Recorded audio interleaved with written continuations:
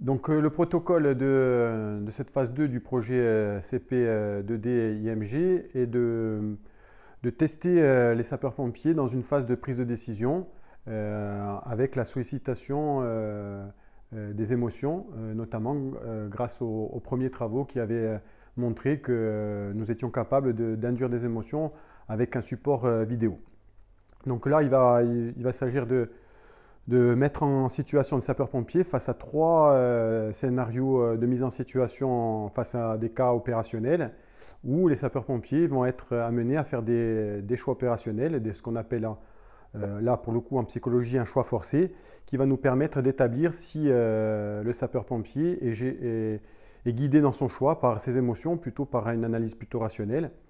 Et pour cela, nous faisons une étude au moyen d'outils psychométriques déjà éprouvés sur la phase 1 et nous sommes appuyés par des outils aussi de mesure physiologique des émotions, que ce soit la variabilité de la fréquence cardiaque ou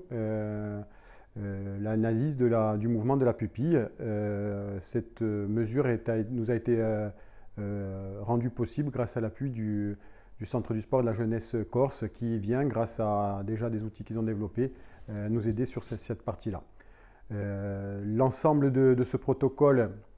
dure à peu près 20 minutes, notamment pour bien caler les variabilités physiologiques, que ce soit pour la fréquence cardiaque ou sur la pupillométrie. Et ensuite, il y a tout un protocole d'études au niveau des outils psychométriques et ainsi qu'un protocole de sortie d'engagement émotionnel comme c'est prévu et comme nous l'avons validé au niveau du comité d'éthique. L'ensemble des données qui vont être recueillies vont nous permettre de faire une analyse approfondie et d'essayer de pouvoir voir si nous pouvons établir une corrélation, même si intuitivement on s'en doute, entre les choix qui sont affirmés dans les questionnaires, les mouvements physiologiques que l'on a pu constater et l'analyse du profil psychologique par rapport aux questionnaires qui ont dû être remplis.